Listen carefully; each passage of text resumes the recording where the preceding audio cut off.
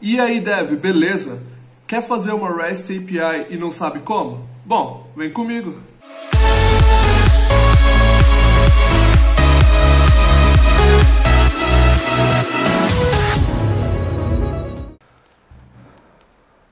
Bom, eu já estou aqui na minha tela do Spring Initializer, onde eu vou fazer todo o setup da minha aplicação. Eu já vim aqui e troco para Gradle Project. No Group, br com API. Vou mostrar para vocês como criar uma API, então faz mais sentido deixar esse nome. Do que vamos criar uma API? Vamos criar uma API de produto. Então, Product. Pode apagar isso aqui. Já vamos adicionar algumas dependências que eu sei que eu vou usar nesse caso. Por exemplo, Spring Web. Se você procurar por JPA, Spring Data JPA. E também você pode procurar por H2, que é um banco in memory, tá ok? E validation também. Ou melhor, não. Vem aqui e gera e salva. Eu tenho uma pastinha aqui onde eu já tenho meus projetos, então eu vou extrair o arquivo que ele baixou para essa pastinha aqui.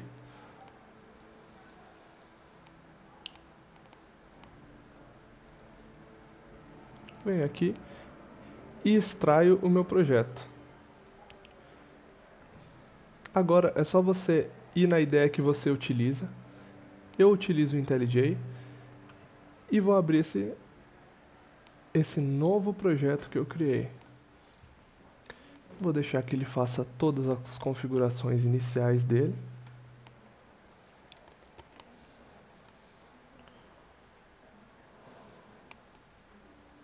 Bom, isso aqui vai dar performance do computador de vocês, no caso o meu já terminou.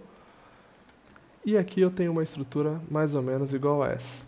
Eu já vou fazer uma pequena mudança, que é apagar esse Application Properties, na verdade renomear o Application Properties para Application YAML. O YAML ele permite que você trabalhe com propriedades em cascateadas, ao invés de você ter que sempre acessar a mesma propriedade. O que isso significa? Como properties eu teria que fazer spring.port é igual ao valor. Depois eu teria que fazer spring.datasource.url igual um valor. Depois eu teria que acessar novamente spring.datasource. Perceba que eu estou sempre repetindo. No caso do YAML, o que eu consigo? Qual que é a minha vantagem? Se eu fizer isso, spring dois pontos, tudo que vier abaixo do spring, se você der um enterzinho e você vai ver que tem esse espacinho aqui, significa que ele respeita a hierarquia do Spring. Então, Spring, dê um espacinho, port 8080. Por padrão ela já é 8080, mas você vai ver ao longo do meu código que eu gosto muito de deixar especificamente claro tudo que eu estou escrevendo. Se é para um desenvolvedor que já sabe, ele já vai olhar e falar assim, nossa, por que ele colocou 8080? Por padrão é 8080. Mas se é um desenvolvedor que não sabe, ele vai olhar e falar assim, ah, a porta é 8080, então fica claro. Isso fica um código limpo, onde qualquer um, do avançado ao mais básico, ou melhor, do mais básico ao avançado, consegue ficar legível. Então, se você acha que isso é uma boa para o seu código também, deixe legível, porque você não sabe quem é que vai dar manutenção ou pegar o seu código, se é um iniciante ou se já é um profissional avançado. E adicionaremos aqui Data Source. Abaixo de Data Source adicionaremos algumas propriedades que são padrões. Então se você buscar no Google como H2 Application Properties ou Application YAML, você já vai encontrar essas configurações. Para eu não cometer nenhum erro de escrita, eu vou copiar e colar exatamente o que eu falei para vocês que eu fiz. Entrei no Google e procurei. Então tem aqui URL, Driver Class Name, Username, Password e Plataforma. Por que é bom você adicionar isso? Bom, nós adicionamos quando criamos a nossa aplicação a dependência do H2. Então ele precisa dessas dependências de nomes e tudo mais, dessas propriedades para ela poder funcionar. Feito isso, adicionando essa única configuração e trocando esse nome, vamos só rodar a aplicação para ver se ela sobe sem problema nenhum, sem erro nenhum. Bom, legal. Nós temos aqui uma aplicação que subiu, ela não tem nada, ela não tem funcionamento nenhum porque nós ainda estamos criando. Mas nós já vemos que ela não tem erro nenhum, ela subiu porque ela já está configurada e com todas as suas dependências. Bom, feito isso, agora vamos à definição ali dos pacotes. Isso aqui é muito próprio, se você quiser fazer algo que seja fácil de você entender, eu gosto de fazer assim, foi uma forma que eu aprendi e que eu me dou muito bem e, como eu disse, fica fácil, fica legível para quem acompanha. Vamos criar um package chamado model. Vamos sempre voltar aqui na raizinha. Um outro package chamado persistence.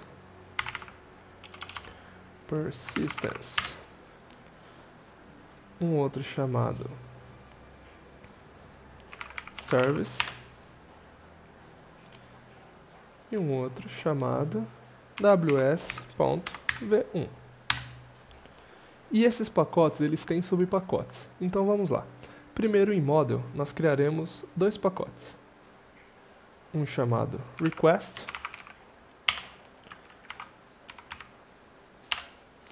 e outro chamado response. Por que faremos isso? Bom, estamos trabalhando com o modo REST. E para ser RESTful, para atender alguns padrões de ser RESTful, um deles é não trabalhar com o objeto do banco de dados em si.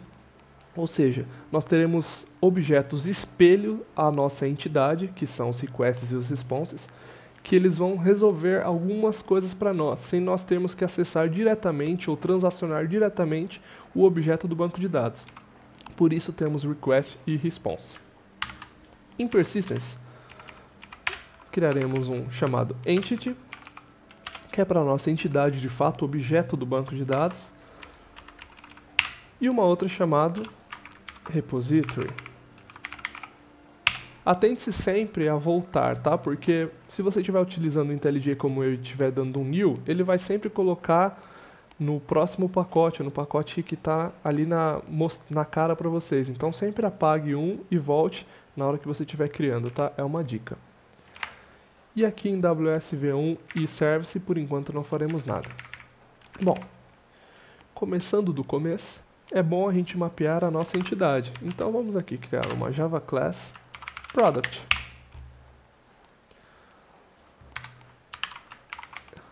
@entity do próprio JPA e também @table do próprio JPA. E eu vou dar um nomezinho aqui de Product. Se você é avançado, você sabe que se eu não colocar nome nenhum, por padrão, o nome do objeto, o nome da classe é o nome da tabela do banco de dados. Mas como eu disse lá no começo, e eu também não vou ficar sendo muito repetitivo, eu gosto de deixar explícito para quem pegar isso, olhar e saber. Bom, a tabela é a product. Bom, algumas coisas que a gente precisa fazer aqui agora é criar os atributos. Eu não vou mapear uma classe de produto como se ela fosse já uma oficial, como se eu estivesse fazendo para minha empresa, por exemplo. Eu vou criar alguns atributos básicos com algumas das anotações normais que existem das famosas, só para a gente ver como funciona uma API. Não quero mostrar para vocês como funciona o mapeamento de uma classe. Se vocês quiserem aprender isso e saber como eu penso no mapeamento de classe, vocês podem deixar um comentário aqui que eu faço um novo vídeo mostrando alguns princípios de arquitetura de software. Mas por enquanto vamos pensar que um produto tem um ID, então nós já colocaremos aqui algumas anotações, por exemplo, @id, @generated_value, passando a strategy alto, ou seja, ele vai ser sempre incrementado, e column, como name ID, para o nosso atributo ID, beleza? Bom, eu penso que um produto ele tem um nome, então private string name, e um produto também tem um preço, private double price. E a mesma forma faremos aqui, column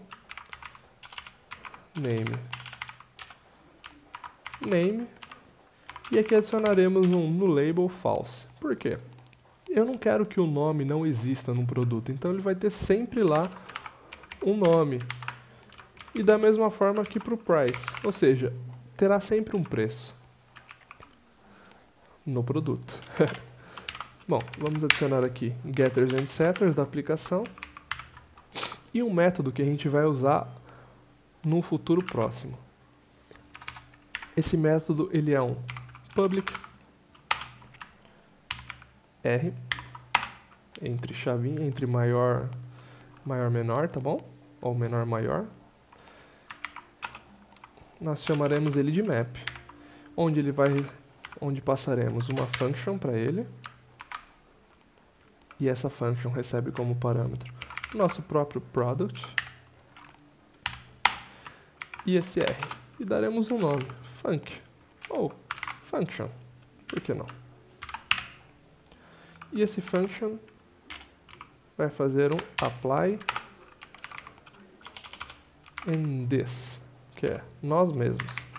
O que isso significa? Eu vou receber algum objeto referência e vou mapear ele para o nosso objeto do banco de dados mesmo. Então, deixa isso aqui.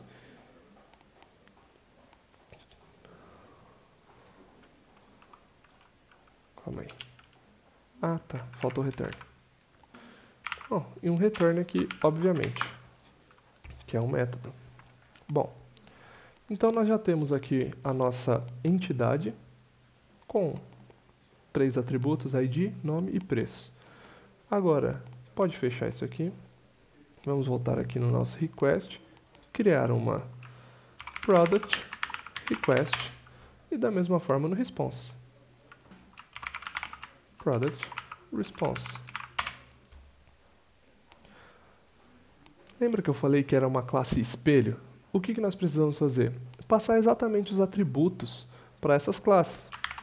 Podemos voltar lá na nossa product que fechamos. No caso da request, nós temos apenas o nome e o preço. Afinal, quando nós estamos fazendo uma request, principalmente no método post, nós ainda não temos um ID. Para o método put, por exemplo, que é uma atualização, nós já temos o ID, porém ele é passado na URL, não como request. Por isso nós não precisamos ter aqui. E lembre-se sempre de gerar os gets and sets, ou getters and setters.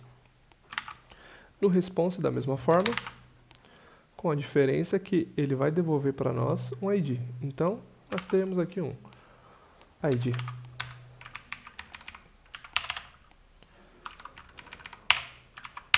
Caio, por que o response tem um ID? Eu entendi que o request não tem, porque ele ainda não foi criado, mas por que o response tem? Bom, porque o response ele é um objeto que ele representa literalmente o objeto do banco de dados. Perceba que o request é a requisição, então ele chegou, ele não existe. Criamos um objeto aqui e persistimos no banco de dados. Quando eu for capturar esse objeto lá na frente, o response, então ele tem um ID, ele tem todas as informações. É por isso que aqui nós temos e lá no request não. Bom, request, response e mapeamento criado. Vamos criar algumas classes que são fáceis de fazer agora e que não tem muito funcionamento, não tem muito desenvolvimento nelas. A primeira é a repository. Ela é uma interface chamada product repository. Já anotaremos ela como @repository e faremos um extends JPA repository product long. Bom, como eu disse, a gente não vai escrever nenhum método nela agora, porque nós não temos nenhum método complexo que seja necessário escrevermos agora. Então, já que não temos isso, o próprio JPA com o Spring, com essa mágica toda, já tem métodos padrões para nós. Então, só essa classe que precisamos escrever sem comportamento nenhum. E fechamos ela. Bom, vamos criar agora a nossa interface de serviço. Product Service. Como eu disse, ela é uma interface. Eu criei aqui como class, mas você pode vir aqui e mudar para interface, ok? A primeira coisa que a gente vai fazer vai ser criar um método chamado create. Então nós vamos criar uma API que tem um método de criar produtos. Então vamos aqui, product response, porque a nossa API devolverá um product response e chamaremos de create. Passaremos como parâmetro desse método um product request. Só isso. Por quê? Porque ela é uma interface, não é nela que nós definiremos o comportamento. Nós faremos a definição desse comportamento na implementação dela. Então você já pode criar uma classe, e agora é uma classe mesmo, chamada Product Service IMPL, ou Implementation. Se você quiser escrever tudo, beleza, mas isso aqui é um padrão que eu gosto de seguir. Dá uma segurada aí que eu preciso tomar uma água.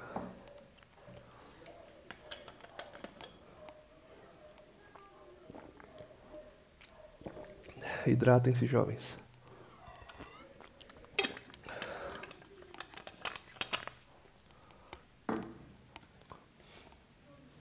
Bom, voltando.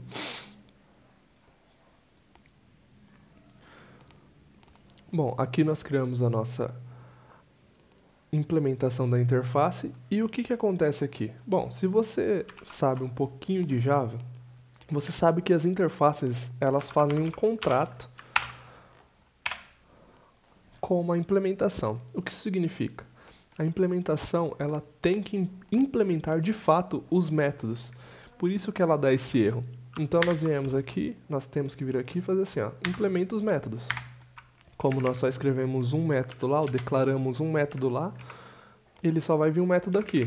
Se eu tivesse vindo aqui e escrito mais métodos, ele vai dar mais erros aqui, até eu implementar todos. Bom, já implementamos o método que precisa. Vamos anotar como @service. E vamos deixar isso aqui vazio por enquanto.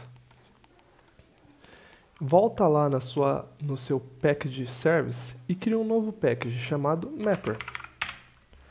Dentro do mapper, cria uma interface chamada mapper. Esse mapper você coloca assim, ó, A, abre maior menor, A e B. E nele você escreve um método bmap e passa como parâmetro a input ou a entrada. Eu escrevo assim. O que isso significa? Bom, lembra que eu falei que nós temos a nossa entidade, o nosso request, o nosso response? Bom, como a gente recebe um request e depois devolve um response e tem essa entidade no meio, a gente precisa sempre fazer um depara de quem é quem e passar quem para onde. E o que nós fazemos com essa interface? Nós vamos criar um request, um product request mapper e um product response mapper, onde eles vão mapear os retornos ou as requisições para o objeto do banco ou para o objeto de retorno. Você vai ver e vai ficar mais claro. Nesse pacote mapper, cria essas classes que eu falei. Product, Request, Mapper. Como eu disse, aquilo ali é uma interface. Então, assim como nós fizemos na Product Service Implementation, nós faremos aqui, Mapper. Só que o que nós faremos na Request? Lembra que ela tem um A e B no Mapper ali? Bom, nós falaremos que para Product Request nós receberemos uma product request e teremos uma product, certo? E vamos implementar os métodos. Então vamos lá. Perceba que eu recebo uma request e devolvo uma product, ou seja, eu recebo A e devolvo B. Eu preciso, através de A, mapear B. Vamos escrever os métodos. A forma mais fácil de você aprender é quando você lê o código e ele fica claro para você. Primeiro faremos aqui uma verificação. Se o input é nulo, ou seja, se eu receber uma request nula, eu já retorno nulo. Eu não quero fazer nada com uma request nula.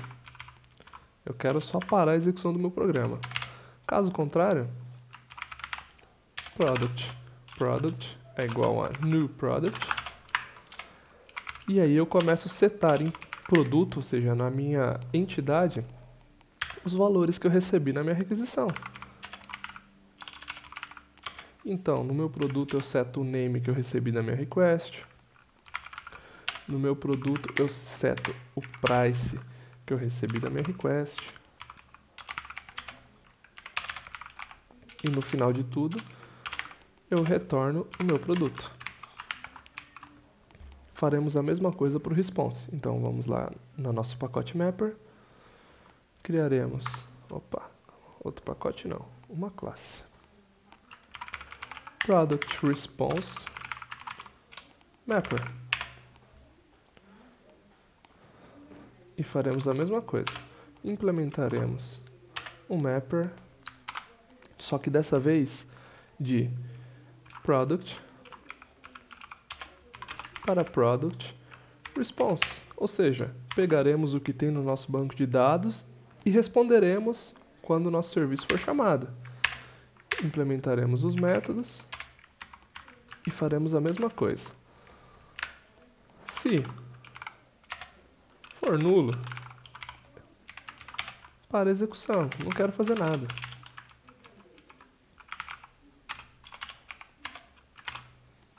Return null.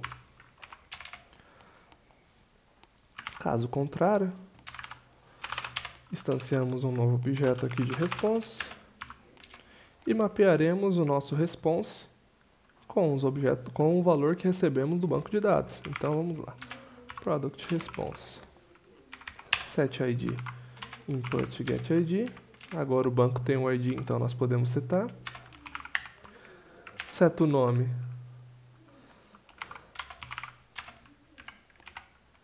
e seta o preço. E retorna ele. Básico e fácil. A única coisa que a gente precisa fazer agora, porque depois nós vamos injetar essas duas classes no nosso serviço, é anotar elas como componente. Então, @component, tanto nela quanto na nossa request. E aí o Spring trata de fazer todas essas injeções para nós, quando nós anotamos isso. Legal. Então, antes de fazer qualquer coisa aqui, já vamos injetar algumas coisas. @autowired e adicionaremos o nosso repositório. Então, product repository, autowired, da mesma forma aos nossos requests, certo? Então, vamos lá para product request product, import, né? E aí chamaremos de request mapper. Faremos a mesma forma, só que invertendo isso aqui, colocando um product aqui e aqui um response, da mesma forma que fizemos ali. E o nome desse aqui será response mapper. Bom, adicionaremos aqui o método notNull da classe assert. Se você pode conferir aqui, ó, ela é do Org Spring Framework útil. E adicionaremos uma mensagem, request inválida. O que isso significa? Nós receberemos uma request e nós passaremos nessa validação. Se ela veio nula, na hora nosso programa retorna, a request veio inválida. Bom, uma camada de validação feita. Se você quiser, você pode deixar ele estático lá em cima. E aí ficaria só o notNull aqui. Fica bonito também. Agora nós instanciaremos um produto. Ou um product é igual. Não precisamos fazer um new. Nesse caso, nós faremos um this.requestMapper.mapeia ou map a nossa request. Ou seja, nós estamos chamando aquele método que nós criamos no nosso request mapper para mapear o que nós recebemos para um objeto. Isso retorna um objeto para nós. E agora nós faremos uma brincadeira muito legal com uma nova feature do Java 8. Ela não é nova, necessariamente. Nossa, vou dar uma rotada aqui. Agora faremos uma brincadeira com uma feature do Java 8 que veio e que foi usada mais ou menos recentemente, mas já conhecida entre desenvolvedores que já são mais velhos de mercado, que é o Lambda. Nós faremos o seguinte: chamaremos o nosso repository save and flush para salvar a nossa entidade. Então, vai salvar o que nós acabamos de mapear.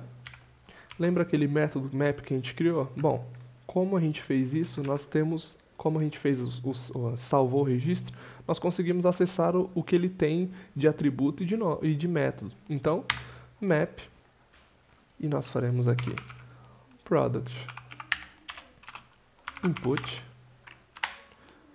ou melhor, coloque isso aqui entre parênteses. Quando você sair do parêntese, você faz isso aqui, tracinho maior. Isso aqui é o lambda, tá ok? Então, this.responseMapper mapeia o nosso retorno, o nosso input. Então, isso aqui vai devolver para nós um responseMapper. Eu não preciso colocar uma variável aqui de responseMapper, product response, não responseMapper, vai devolver um product response. Eu não preciso fazer isso aqui, ó, igual e depois retorno, porque eu posso retornar direto. Então, vou retornar isso aqui. E o nosso serviço está pronto. O que nós fizemos? Recebemos uma request, mapeamos aqui a nossa request. Lembra que criamos um método aqui? Recebemos uma request e mapeamos para um objeto de banco. Pausa para água.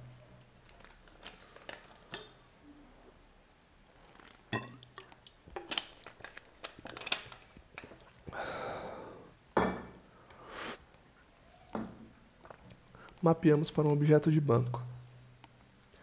Pegamos esse objeto e também mapeamos ele para um objeto de retorno, ou seja, aquele nosso response mapper que nós criamos.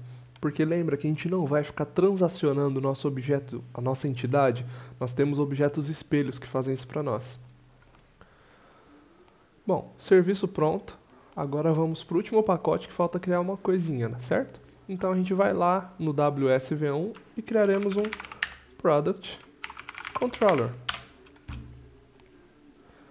E aqui nós já faremos algumas coisinhas logo de começo. Bom, primeiro, anotaremos como REST Controller e também Request Mapping. Request Mapping. Aqui colocaremos /v1. O que as pessoas colocam aqui normalmente? /v1, /API. Isso aqui é o URL do seu serviço. Você pode colocar o que você achar melhor, mas V1 ou API são padrões, então eu sugiro que você siga isso. Aqui nós já injetaremos o nosso serviço.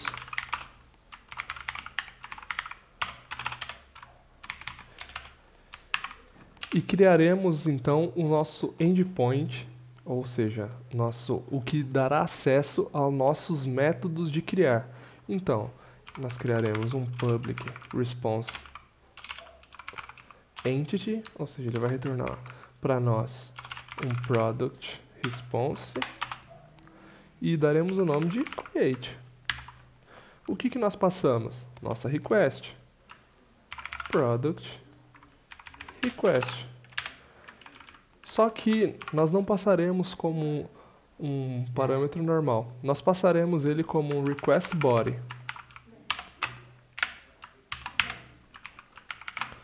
O que nós faremos aqui dentro? Return direto response entity.ok e dentro dela nós passaremos o nosso product service.create request.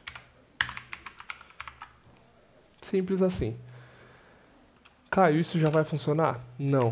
Nós estamos trabalhando com REST. Então, vamos aqui adicionar um post mapping. Por quê? Essa anotação, ela faz uma... Calma. Adicionaremos o post mapping. Por quê? Porque nós estamos trabalhando com métodos HTTP. Então, o post, ele é um verbo do HTTP justamente para métodos de criar, então métodos de criação. Então faremos um @postmapping, você pode estudar depois sobre métodos, ou melhor, verbos HTTP. Se você quiser, eu posso trazer um outro vídeo de um CRUD completo, e aí a gente cria um CRUD no REST API, nesse mesmo formato aqui, só que aí é criando, buscando, deletando, paginando e tudo mais, e atualizando. E o post é um desses métodos, post, put, get, delete. Bom, aqui está feito. Agora a gente só precisa subir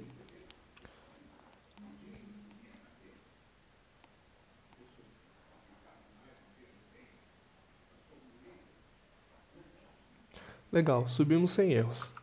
O que nós precisamos agora? Fazer o teste. Eu vou utilizar uma ferramenta chamada Postman.